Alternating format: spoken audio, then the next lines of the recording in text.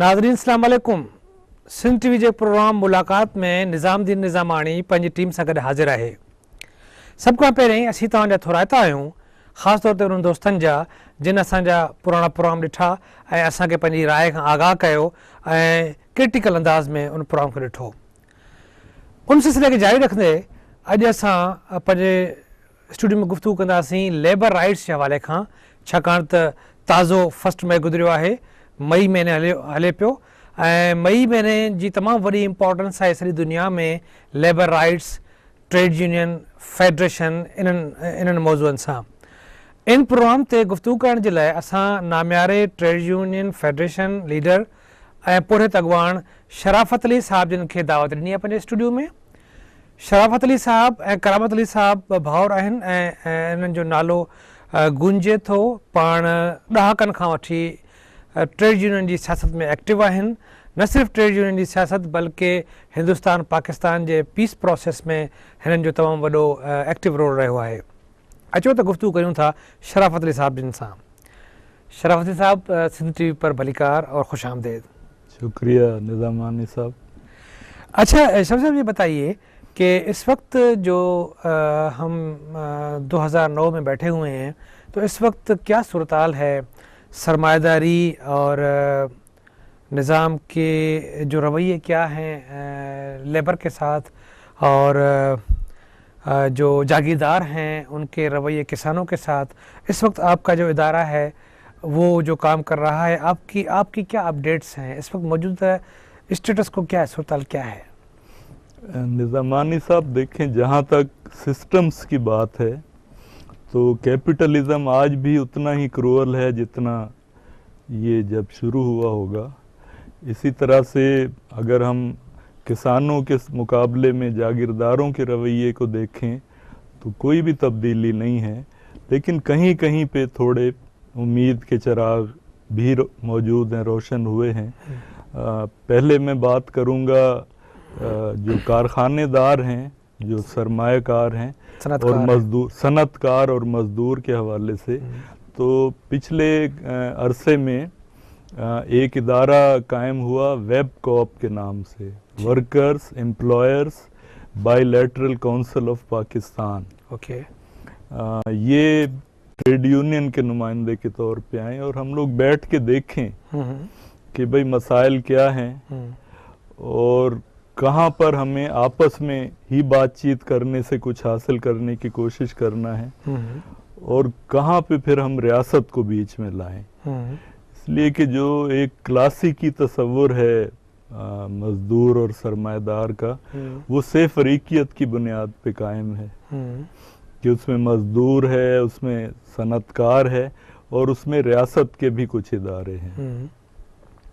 अक़वाम मुत्तहिदा के तहत जो इदारे काम करते हैं, खुसूसन ILO, वो से फरीकियत को प्रोमोट करने का एक इदारा है, लेकिन हमारे केस में वो वैसा सक्सेसफुल नहीं साबित। हमारे केस नहीं, पाकिस्तान के केस पाकिस्तान में इसलिए कि से फरीकी लेबर कॉन्फ्रेंसेस को एज एन इंस्टीट्यूशन होना चाहिए, और इंस्टीट्यूशन का मतलब है मेरा कि उसको मुसलसल काम करना है।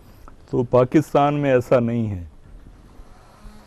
से फरीकी लेबर कॉन्फ्रेंस भुट्टो साहब की हुकूमत ने बुलाई 72 या 73 में, फिर एक लंबा वक्फा आया। फिर मैं जिस दौर का जिक्र कर रहा हूँ कि जब उमर असगर खान साहब वजीर मेहनत थे, फिर एक से फरीकी लेबर कॉन्फ्रेंस हुई और उस से फरीकी लेबर कॉन्फ्रेंस में काफ़ी तामीरी काम हुआ था। गुड। बुनियादी इश्यूज पे कंसेंसस बनाने में कामयाब हो गए थे सनतकार और मजदूरों के नुमाइंदे। अलावा और चीज़ों के जिन पे कंसेंसस बिल्ड हुआ, एक बहुत ही अहम पेशरफ्त ये थी कि दोनों ने मिलके ये कहा कि ट्रेड यूनियन बनाने के हक को तस्लीम करना चाहिए। ठीक है। तो पाकिस्तानी पस मंज़र में ये बड़ी अचीवमेंट है। अच्छा, हमने दो बात की, सनतकार और जागीरदार की, लेकिन अभी हम नए दौर में जब से IT और सेटेलाइट जो रेवोल्यूशन आया है, जब से सर्विस इंडस्ट्री आई है, तो हम एक तीसरे फरीक को देखते हैं जो कि मज़दूर भी नहीं है, किसान भी नहीं है, वाइट कॉलर जॉब करता है, उसको या उसका जहन इस्तेमाल होता है जिसको हम बोलते हैं नॉलेज वर्कर, या जो अपने इल्म के टेक्निक इस्तेमाल करता है, जहन का काम करता है, जहनी मजदूरी करता है, उसके और उसके एम्प्लॉयर के दरमियान जो इशू है उस पर आपके इदारे ने या दुनिया में कोई काम हुआ है कि उनके इंटरेस्ट को सेफगार्ड कैसे किया जाए? देखें, आपने बहुत अच्छा पॉइंट रेज किया, लेकिन अनफॉर्चुनेटली जैसे पाकिस्तान और बहुत सी चीज़ों में रिवर्स गियर में जा रहा है। आप जिस शोबे का जिक्र कर रहे हैं, सर्विस का, बैंकिंग में बड़ी पावरफुल यूनियंस हुआ करती थी। हाँ। मैं चंद लोगों के नाम ले सकता हूँ। अजीज़ मेमन साहब थे यहाँ पे, अनवारुल ईमान फारूकी थे, मियाँ गुलाम मीरा कश्मीरी थे, बेशुमार लोग थे जो बैंकिंग इंडस्ट्री की ट्रेड यूनियन को चलाते थे। अभी इन दिनों में अगर आप कहें तो सईद गनी साहब हैं, मौजूद हैं माशाल्लाह, नौजवान, बैंकिंग की इंडस्ट्री से उनका ताल्लुक है। हबीबुद्दीन जुनेदी साहब हैं।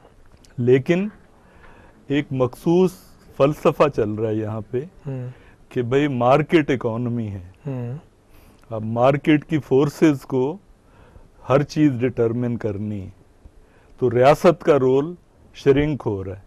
अच्छा। रियासत के जिम्मे अब कुछ नहीं है। रियासत खाली आपको डंडे मार सकती, देगी कुछ नहीं। अच्छा।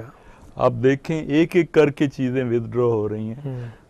कराची, यही कराची है, मैं यहाँ पे जब आया था तो मैं फर्स्ट ईयर का स्टूडेंट था। मैं सनती इलाके में रहता था। उसका एक थाना कलाकोट में था। अब आप देखें बड़ा बोर्ड, पाक कॉलोनी, कलाकोट, बहुत दूर है। सही है। अच्छा, उस कलाकोट के थाने की ज्यूरिसडिक्शन वो थी मंगो पीर बंद मुराद तक। नेग्लिजेबल क्राइम रेट, जरूरत ही नहीं थी थानों की। ठीक है। और रिट ऐसी होती थी रियासत की, रिट से यहाँ मतलब ली जाती है कि आपका रोब लोग मान रहे हैं कि नहीं। जहाँ मैं रहता था उस गली में चंद लोग बैठ के पैसा लगा के कुछ खेल रहे थे। पुलिस को पता चला, एक हवलदार साहब आए, डंडा था उनके पास। अच्छा। और वो 15 लोगों को गिरफ्तार करके ले गए। अच्छा। उन्होंने 60 नंबर की बस में सबको बिठाया और कलाकोट थाने पहुंचा दिया। एक पहलू, ठीक है। अब रियासत विदड्रॉ हो रही है। आप देखो गली गली में बैरियर लगे हुए हैं, सिक्योरिटी कंपनीज आ गई हैं, तो रियासत आपको हिफाजत नहीं मुहैया करेगी। ठीक है। आप देखें पानी मुहैया करना, पीने का पानी देना, ये रियासत की जिम्मेदारी है। सबसे बड़ा मुल्क का ये शहर है जो रेवेन्यू इंजन है। गलियों में सिस्टम हुआ करता था, क्योंकि मैंने अपनी सारी जिंदगी मजदूर बस्तियों में गुजारी है। घरों में कनेक्शन नहीं होता था, एक नलका होता था गली में और आमने सामने के घर वाले उसी से पानी लेते थे। मैं भी सुबह काम पे जाने से पहले पानी भर के घर में छोड़ के जाता था। सही है। बहुत एफिशिएंटली चलता था। रियासत तरक्की करती गई, सहूलतें विदड्रॉ करती गई। अब नौबत ये है कि ये जो पानी के ये गिलास भरे हुए रखे हैं, ये रियासत के कोई इदारे ने हमें नहीं दिए, ये कोई सर्विस प्रोवाइडर है। तो ये एक बेसिक शिफ्ट है कि पाकिस्तानी रियासत थी जो आइन के तहत XYZ चीज़ें करने की पाबंद थी, वो हट गई। तो यानी जो मार्केट फोर्सेस की हम बात कर रहे हैं, उन पर छोड़ दिया गया कि आप किस तरह लोगों की किस्मत के साथ खेलते हैं। सही, इसलिए कि हम लोग जितना कमाते हैं, आप किसी ऐसे उबाश आदमी की मिसाल लें कि भाई उसके ऊपर जिम्मेदारियां बहुत हैं, वो कुछ कर भी नहीं रहा, करना भी नहीं चाहता। सही है। तो वो क्या करेगा? वो कहीं से कर्ज लेगा। ठीक है। फिर कर्ज वाले उसके ऊपर अपनी शराइत भी डालेंगे कि बाबा अब तो इस एरिया से बाहर नहीं जा सकता। हम लोग भी उसी पैटर्न पे जा रहे हैं। पाकिस्तानी रियासत जो है वो एक खलंडरे उबाश आदमी का रोल मॉडल है। ठीक है, कि आप देंगे कुछ नहीं, लेकिन आपके खून का आखिरी कतरा भी निचोड़ लेंगे। लेकिन हम देखते हैं कि इसी रियासत के अंदर हम देख रहे हैं कि सनतकारों की तंजीमें बन गई हैं, यानी चैम्बर ऑफ कॉमर्स बन गए, उनकी एक ट्रेड यूनियन की तरह है। टेक्सटाइल जो इंडस्ट्री है उसकी ट्रेड यूनियन बनी हुई है, या ट्रेड यूनियन ना कहें, उनकी फेडरेशन बनी हुई है, उनकी एसोसिएशन बनी हुई हैं। ये जो क्या कहते हैं, ये जो ट्रांसपोर्टर हैं, transporter owners, rickshaw owners, truck owners, dumper owners, इन सब की एसोसिएशन बनी हुई हैं और उनका बड़ा एक्टिव रोल है और रियासत उनको किसी न किसी हिसाब से नेगोशिएट भी करती है।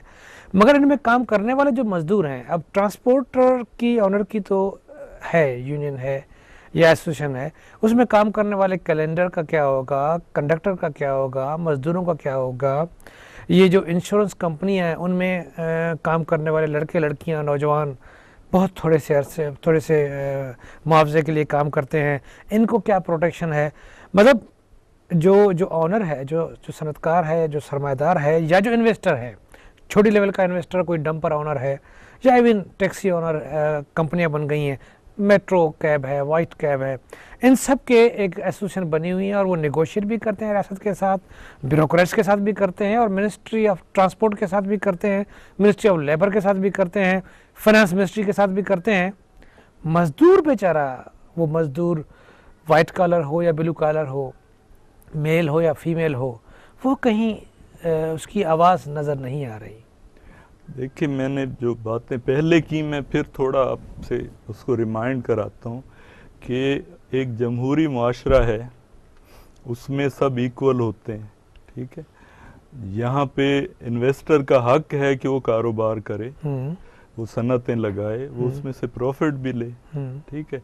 लेकिन इक्वली वर्कर का भी हक होना चाहिए और है, आइन में लिखा हुआ है।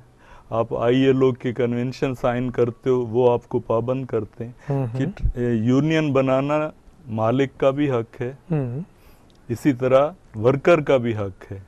लेकिन क्योंकि हमारा रोल मॉडल क्या है, मार्केट, तो मार्केट में तो जिसके पास जोर है, जोर का क्या सिक्का है, पैसा, पैसा उनके हाथ में है, ठीक है।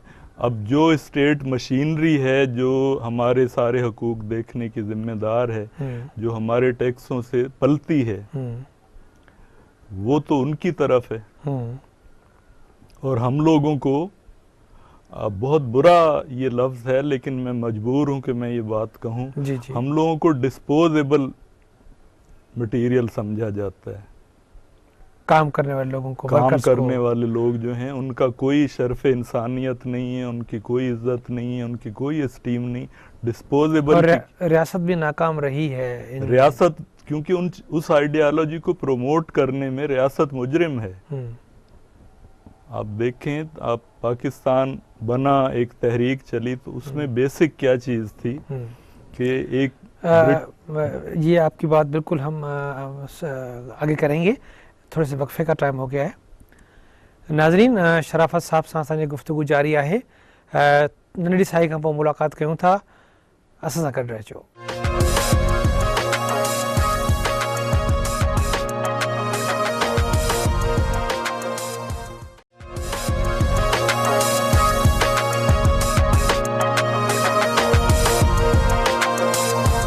वेलकम बैक नाज़रीन। वक़्फ़े खां अॻे असांजी गुफ्तगू शराफत साहब सां जारी हुई ऐं शराफत साहब जन पाण खे ॿुधायो पए त जेका असांजी रियासत आहे उहा हिकिड़े चंद नंढड़े हिकिड़े जेका सनतकार आहे या जागीरदार आहे या सरमाएदार आहे उनखे प्रोटेक्ट करे थी, ऐं असांजो आम माण्हू जेको आहे सो उनखे हिकिड़ो डिस्पोजेबल शइ तौरु ट्रीट थो कयो वञे। शराफत साहब, मैं ये चाहूँगा कि आया, चले रियासत तो अपनी जगह पे है, लेकिन एक कॉर्पोरेट सोशल रिस्पॉन्सिबिलिटी नाम की भी कोई चीज़ होती है।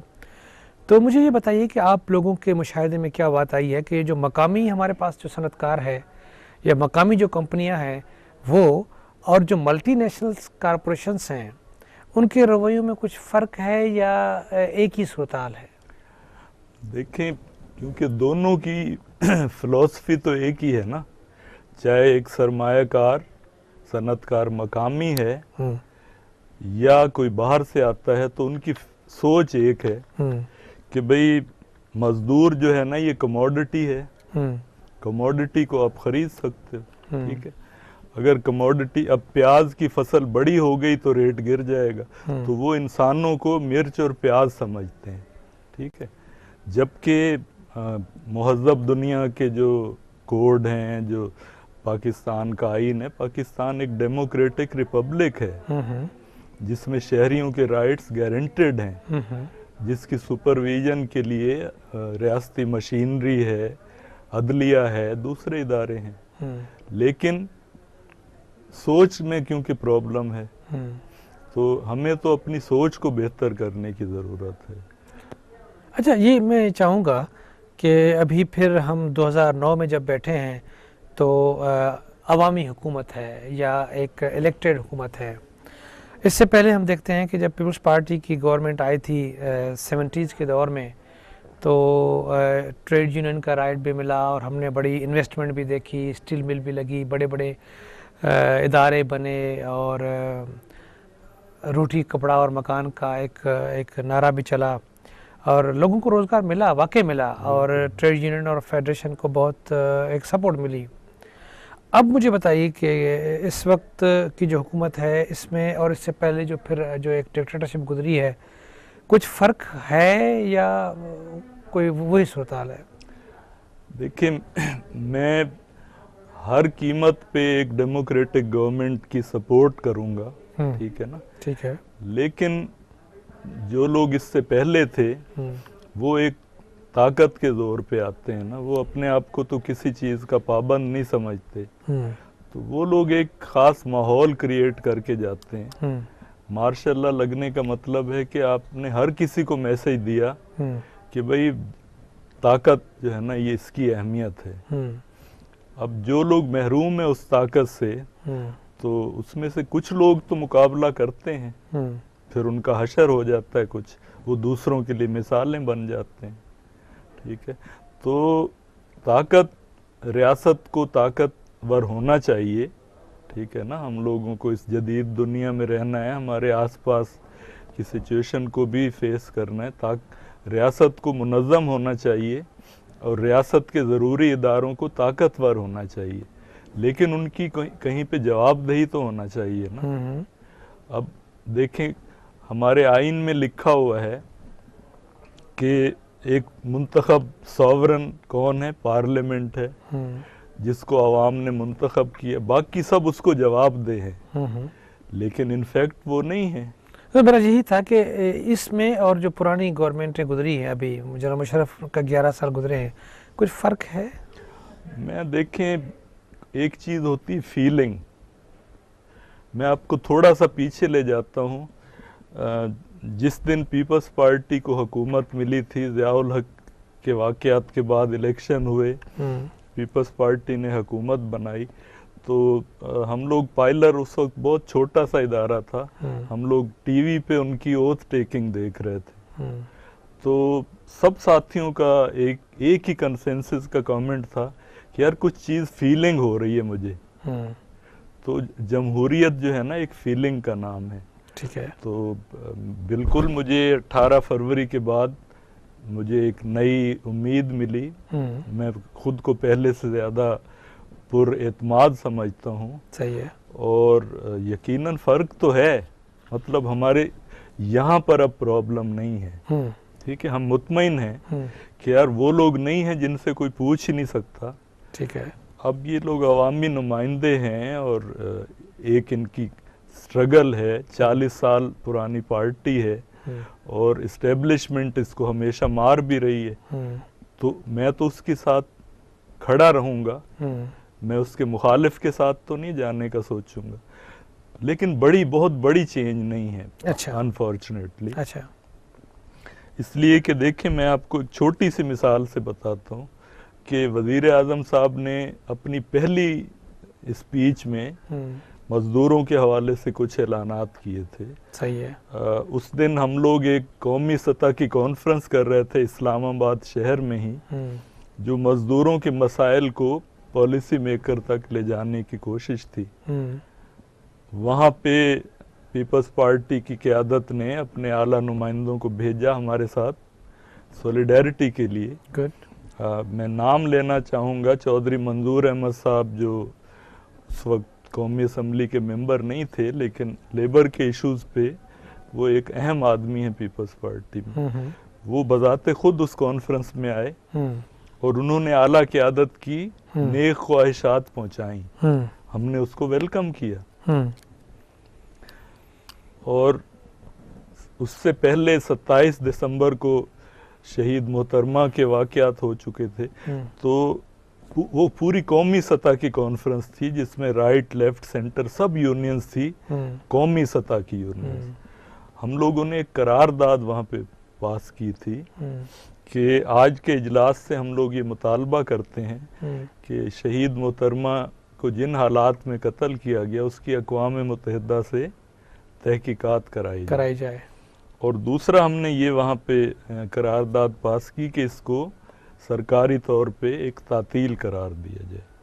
तो हम लोग किसी और के लिए तो ऐसा नहीं करने का सोच सकते। सही बात। तो आप इससे अंदाज़ा लगाएं कि जमहूरियत मजदूरों के लिए सबसे ज़्यादा ज़रूरी है, इसलिए कि उसमें जो पार्टियां आती हैं ना, उनका एक तो ट्रैक रिकॉर्ड होता है, एक उसमें पर्सनैलिटीज़ होती हैं। अब पीपल्स पार्टी की बात करते हैं तो भाई रज़ा रब्बानी साहब हैं, कराची में हैं, हम लोग एक अरसे से देख रहे हैं उनको तालिबे इल्मी से, एक्सेसिबल हैं, ठीक है। लेकिन ये ठीक है, यानी मैं आपको 1 मिनट मुझे दे, थोड़ा सा एक्सप्लेन करने दे। बहरहाल अब जमहूरी हुकूमत है, सिविलियन ही कह लें चलें, अगर जमहूरी नहीं तो एक मूड का तो फर्क है ना।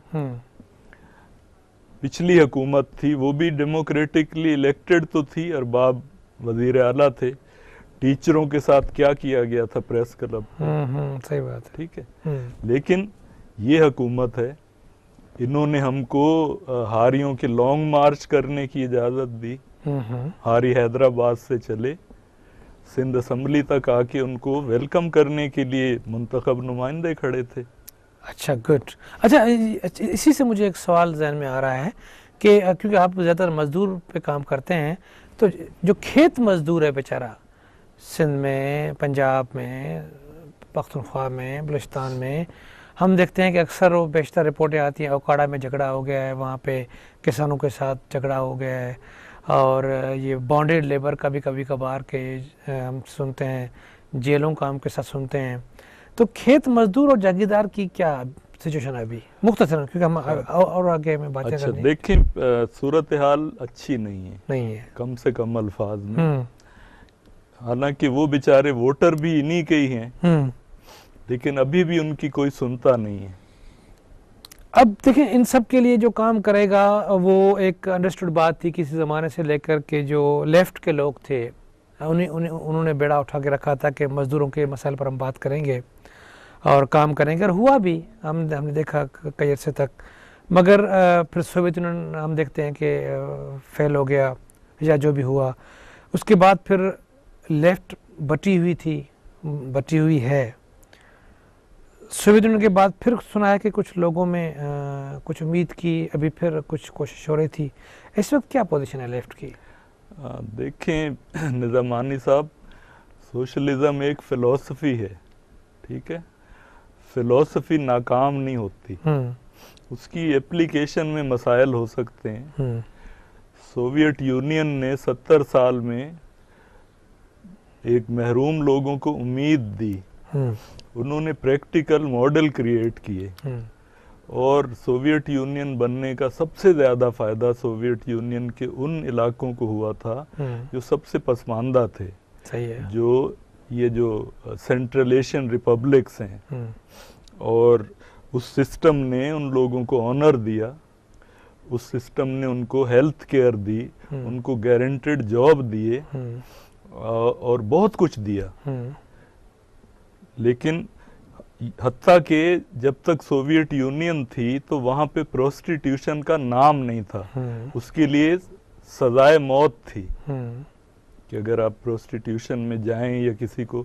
लेकिन अब वो निज़ाम किसी भी वजह से बज़ाहिर नाकाम हो गया। यहाँ पे भी लोगों को एक मॉरल सपोर्ट होती थी, हर जगह होती थी सर। सोवियत यूनियन के कोलैप्स की बहुत सी वजूहात होंगी। अब कुछ लोग फिर इकट्ठे हो रहे हैं क्या, मतलब? मेरे ख्याल में तो लोग मायूस कभी भी नहीं थे। अच्छा। लोग कभी भी मायूस नहीं थे, क्योंकि आप देखें सोवियत यूनियन जाहिर है अब उस शक्ल में नहीं है, लेकिन आप देखें वहाँ की पार्लियामेंट में कौन नुमाइंदगी कर रहा है, वो कम्युनिस्ट पार्टी है। अब उसे उस नाम से नहीं काम करने दिया जा रहा या उसने कोई वजह से, लेकिन सोवियत यूनियन फिर इमर्ज कर रही है।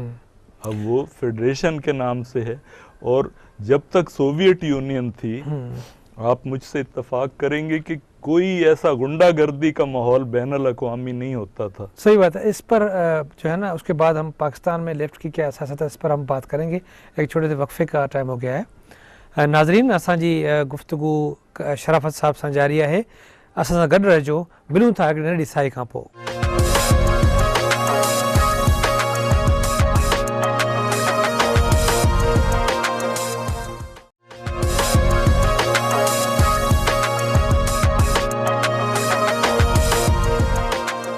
वेलकम बैक नाज़रीन। अचो त पाण गुफ्तगू जारी रखूँ था शराफत साहब जिन सां। जी शराफत साहब जी, आप कह रहे थे कि सोवियत यूनियन ने एक बड़ी सपोर्ट दी और फिर लोग इकट्ठे हो रहे हैं, और अभी हम फिर देखते हैं कि ऑल ओवर द वर्ल्ड फिर कुछ मूवमेंट आगे बढ़ी हैं कुछ। ज़मानी साहब देखें, जैसे मैंने पहले कहा, मैं तो कहता हूँ फिलॉसफी की नाकामी नहीं थी ना, वो ब्यूरोक्रेसी की नाकामी थी। लेकिन आप देखें कि उसके बावजूद सोवियत यूनियन एक बड़ा सहारा होता था दुनिया भर के मजलूमों का। अब वो नहीं रहा, तो आप देखो इराक में क्या क्या हो गया, अफगानिस्तान में क्या क्या हो गया, यूनिपोलर वर्ल्ड बन गई, कुवैत पे कैसे हमला हो गया। अगर सोवियत यूनियन होता तो ये सब बलाएं ना आती। मगर चाइना तो बैठा हुआ, चाइना तो फिर भी किसी हद तक, चाइना जो है देखें, चाइना भी एक कम्युनिस्ट मुल्क है, सोशलिस्ट इकोनॉमी में यकीन रखता है, लेकिन उसके नेपाल में जो अभी ताज़ा डेवलपमेंट हुई है उस तरफ आप कुछ? नेपाल जो है ना, देखें निज़ामानी साहब, वो हमारे खित्ते में सबसे बड़ी हिम्मत की और उम्मीद की एक मिसाल के तौर पे मैं देखता हूँ। आप पता नहीं नेपाल कभी गए हैं या नहीं, मुझे बहुत दफ़ा इत्तेफाक हुआ। अच्छा। और मुझे उन साथियों से मिलने का भी शरफ हासिल है, माओइस्ट जिनको बोलते हैं, जो माओइस्ट हैं, जो उनकी फ्रंट लाइन लीडरशिप हैं। अभी आखिरी दफ़ा मैं जनवरी में गया था। अच्छा, गुड। तो उनकी बात में अपील है, इसलिए कि वो कहते हैं वो वैसे लगते भी हैं। मतलब हम लोग एक शाम में एक ऐसे आम से रेस्टोरेंट में खाना खाने गए, हमने उनसे कहा कि यार जो यहाँ का मकामी है ना, वहाँ चलो।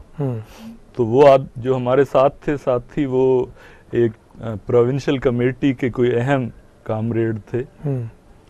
तो जब लोग देखेंगे ना कि हमारे जैसे लोग हैं, तो उनका एतमाद आएगा। जब लोग देखते हैं पराडो वाले को, बात वो हमारी कर रहा है, लेकिन उसका तो स्टाइल एक दूसरा है। उन्हीं की इंस्पिरेशन से अभी हम देखते हैं कि हिंदुस्तान में भी बहुत ज़्यादा माओइस्ट मूवमेंट्स चल रही हैं। हिंदुस्तान में ऑलरेडी मौजूद है। अच्छा। हिंदुस्तान में इस वक्त बंगाल में 30 साल से हुकूमत है कम्युनिस्ट पार्टी की, और केरला में है, और बाकी जगहों पे उनका इन्फ्लुएंस है। तो सेकंड फोर्स है इंडिया में। लेकिन यहाँ पे बदकिस्मती से हम देखते हैं कि पाकिस्तान में बहुत डिवाइडेड है। कम्युनिस्ट पार्टी का अलग फेस है, वो जब कोई इवेंट की कॉल करती है, लेबर पार्टी का अलग फेस है, अवामी तहरीक का अलग फेस है, तो पायलर के अपने प्रोग्राम हैं।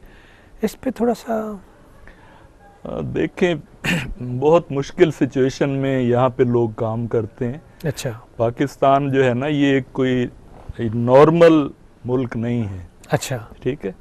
आप अखबारें पढ़ें, हर वक्त एक साइक्लो स्टाइल कटी हुई के मुल्क बहरान का शिकार है। हाँ, इस पे गाना भी एक आया है शहजाद राय का।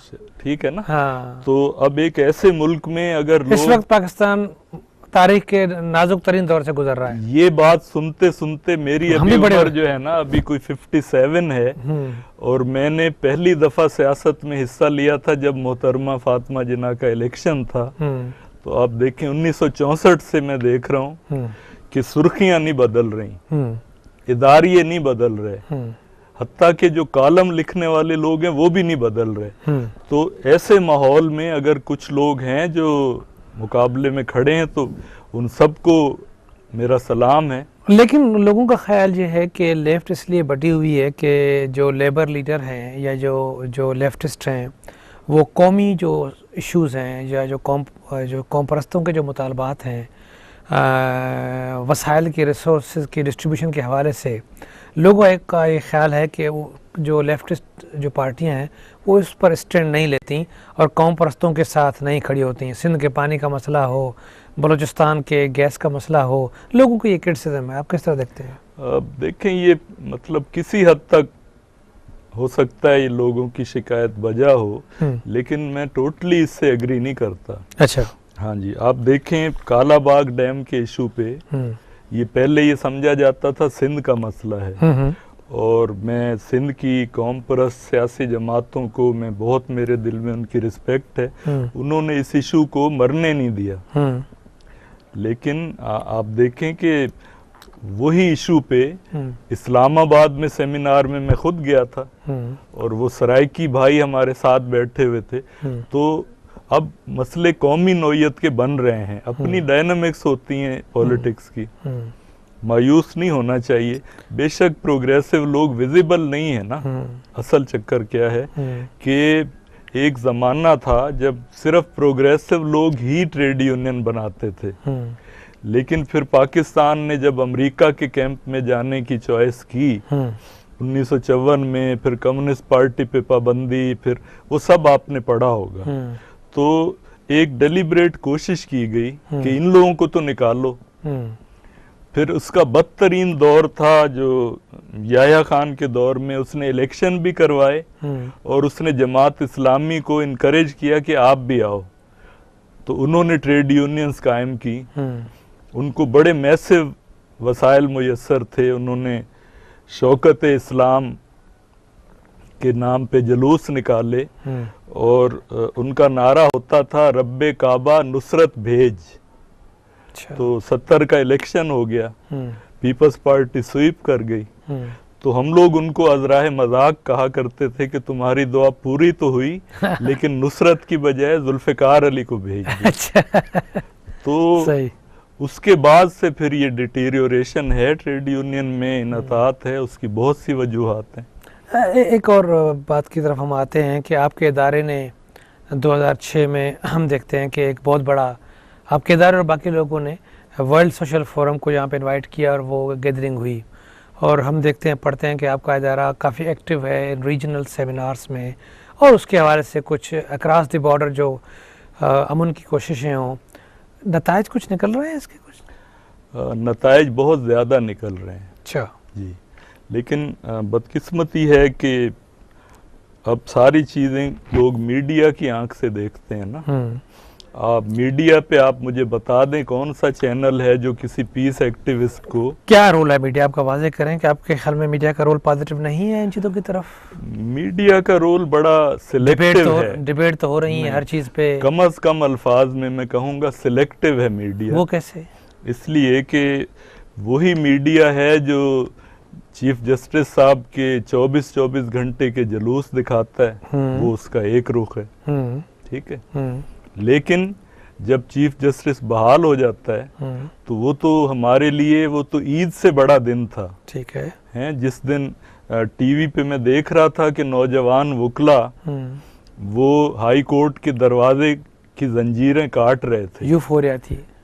वो एक अजीब दिन था ना, मतलब उसकी अहमियत आप ऐसा समझें जैसे दीवारें बर्लिन टूटी हो पाकिस्तान की। सही है। लेकिन अभी लोगों ने उसका जश्न भी पूरी तरह नहीं मनाया था अपनी उस कामयाबी का। हाँ। कि जनाब उसके काउंटर शुरू हो गए एस्टेब्लिशमेंट की तरफ से। उन्होंने सबसे पहले जो लाल मस्जिद के वाक़े के हजरत थे उनको रिहा कर दिया, मुफ्ती अब्दुल अजीज की। जी अच्छा। उसके बाद फिर टीवी पे छा गए वो उनके जुलूस को। जब लॉन्ग मार्च इस्लामाबाद जा रहा था तो कंटेनर थे, लेकिन उनको तो किसी ने नहीं रोका। तो ये भी एक मीडिया का रुख था। ठीक है। अब वो पहुंच गए। अगले दिन से फिर वही डिबेट थी कि ये मजलूम थे, ये मजलूम थे। रियासत के खिलाफ जो लोग हथियार उठाते हैं वो मजलूम कैसे हो गए हैं? ये एक बहुत ही मुश्किल सवाल है। नहीं, मीडिया के लोग तो सबको बुलवाते हैं ना, जैसे आज हमने आपको बुलवाया है कि आप अपना ओपिनियन बयान करें। मैं बाकी चैनल्स पे भी देखता हूँ कि जितने भी प्रोमिनेंट लोग हैं, मुख्तलिफ मकतबा फ़िक्र के लोग, उनको बुलाते हैं। मतलब बुलाते तो हैं, लेकिन आप देखें ये एक बिजनेस वेंचर है।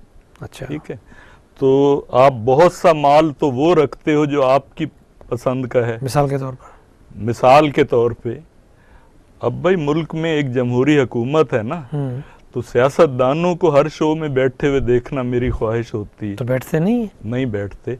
अभी भी कहीं कुछ हो जाए तो वही जनरल हमीद गुल का आना बहुत जरूर मस्ट है वो। अच्छा, जैसे इंग्लिश पढ़ना मस्ट है ना, इस पर हमने गौर नहीं किया। अच्छा, हाँ, जनरल असद दुरानी मस्ट है। अच्छा, और ऐसे नाम गिन लें जिन लोगों की पॉलिसियों में। शेख रशीद साहब भी आते हैं, वो तो सियासतदान है ना। शेख रशीद सियासतदान हैं, लेकिन क्या वो इतने बड़े सियासतदान हैं कि आप हर वक्त उनको टीवी पे देखो? 50 चैनल है ना निजामानी साहब, वो लोगों के पास कुछ करने को है नहीं है। जिन हजरात के मैंने नाम लिए ना, वो फारिग हैं, उनके पास बहुत है आसाइशें, तो वो हर किसी के लिए अवेलेबल हैं। लेकिन वो हाँ बुलाते हैं, वो परवेज हुद भाई को ला के बिठा लेंगे, ठीक है, वो ताहिरा अब्दुल्ला को ला के बिठा लेंगे, रसूल बख्श पलीजो साहब को, लेकिन आप देखें उनकी सेटिंग है। अच्छा, 1 2 3 4 5 6। अच्छा, ये कुर्सी पे कोई लिबरल आदमी बैठा हुआ है जिस पे कैमरा जाएगा ही नहीं। अच्छा, सहाफियों के लिए एक वेज अवार्ड होता है। आखिरी वेज अवार्ड आपको पता है कब आया था? नहीं। जब उमर असगर खान वजीर मेहनत थे, 2002 के वेज अवार्ड पे आज भी अमल नहीं हुआ। अच्छा जी। और जो उस मुल्क के बड़े बड़े नामवर कानूनदान हैं, वो सहाफियों की रास्ते में दीवार बन के खड़े हुए कि इस पे इम्प्लीमेंटेशन ना हो। अच्छा, ये आपकी बातें बड़ी कदर वाली बातें हैं, कुछ मेरे लिए नई चीज़ें हैं। और मीडिया को जिस तरह आपने एनालाइज किया है, ऑनेस्टली मैंने कभी नहीं सोचा था कि वो जो लिबरल लोगों को एक कोने में बिठा देते हैं। और मेरा आपसे आखिरी सवाल जो का, क्योंकि आपका इदारा जो है वो एक NGO की तरह भी काम करता है, लेफ्टिस्ट भी आप हैं, तो NGO के बारे में ओवरऑल एक क्रिटिसिज्म है कि वो अपने मुल्क के, या आखिरी सवालों को मुख्तसर आप दीजिए जगह जवाब, कि वो डोनर इंस्पायर्ड जो है ना वो एजेंडास पर काम करते हैं। किस तरह देखते हैं आप इसको? देखें, जो पैसा देता है ना उसकी कुछ ना कुछ होती होंगी कंडीशनैलिटीज। फिर तो आप रियासत से भी पूछें।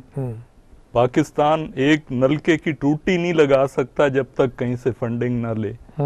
तो जब उसे कोई नहीं पूछने वाला तो खाली NGO से क्यों पूछा जाए? सबकी अकाउंटेबिलिटी होनी चाहिए। लेकिन मैं एग्री करता हूँ, सब लोग पता नहीं किस किस तरह के काम हो रहे होंगे, तो वो तो हमारा, आप देखें फैब्रिक क्या है ना। तो मैं एक शेर पढ़ने की आपसे इजाजत। जी बिल्कुल। देखें, पाकिस्तान की पूरी स्टोरी एक शायर ने इस 2 मिसरों में बंद की है। वो क्या है? वो मैं आपसे शेयर करूंगा कि कहाँ कातिल बदलते हैं, अच्छा, फकत चेहरे बदलते हैं। अच्छा, कहाँ कातिल बदलते हैं, फकत चेहरे बदलते हैं, अजब अपना सफर है, फासले भी साथ चलते हैं। आपका बहुत शुक्रिया। कमाल है, बहुत शुक्रिया शराफत साहब। उम्मीद है कि हमारे नाजरीन को आपकी बातें बड़ी अच्छी लगी होंगी। नाजरीन, तहाँ शराफत साहब जो ॻाल्हियूं ॿुधियूं, शराफत साहब पंहिंजी गुफ्तगू में काफ़ी क्रिटिकल हुआ सरमाएदारी, सनतकारनि ऐं उन्हनि जा जेके पॉलिसियूं हुयूं उन्हनि तरफ़। ऐं पाण इहा ॻाल्हि चयूं त असांखे यानी आम माण्हुनि खे हिकिड़ो डिस्पोजेबल एलिमेंट करे ट्रीट कयो पियो वञे। पाण जेको आहे सो उर्दू ऐं जेका अंग्रेज़ी मीडिया खे हिकिड़े मुख़्तलिफ़ एंगल खां पेश कयो अथनि, जेको असांजे ज़हन में न हुयो। त उहे जेके आहिनि से नथा पेश कनि, लिबरल माण्हुनि जो मौक़िफ़ पेश नथा कनि ऐं हिकिड़ी ख़ासि लाबी जो मौक़िफ़ पेश कनि था। ऐं असांखे इहा ख़ुशी आहे, असांखे इहा नहीं ख़बर पई त पाण सिंधी मीडिया खे तमामु घणो इनकरेज कयो अथनि त उहे जेको आहे सो बैलेंस गुफ़्तगू ॿुधाइनि था, बैलेंस नुक़्ते नज़र ॾियनि था ऐं जेके क्रिटिकल मसइला आहिनि उन्हनि खे हाईलाइट कनि था, रिस्क खणनि था, झेड़े में वञनि था उमेद आहे त शराफ़त साहब जो ॻाल्हियूं तव्हांजे लाइ कंहिं न कंहिं हवाले सां क़ाबिल क़दुरु बि हूंदियूं ऐं नई इंफॉर्मेशन खणी आयूं हूंदियूं। पंहिंजी राय पंहिंजो फीडबैक असांखे ज़रूरु ॾींदा। वरी मिलंदासीं इंशाल्लाह ॿिए हफ़्ते कंहिं न कंहिं ॿी अहिड़ी शख़्सियत सां गॾु। इजाज़त ॾींदा। अलाह वाही सदाईं गॾु।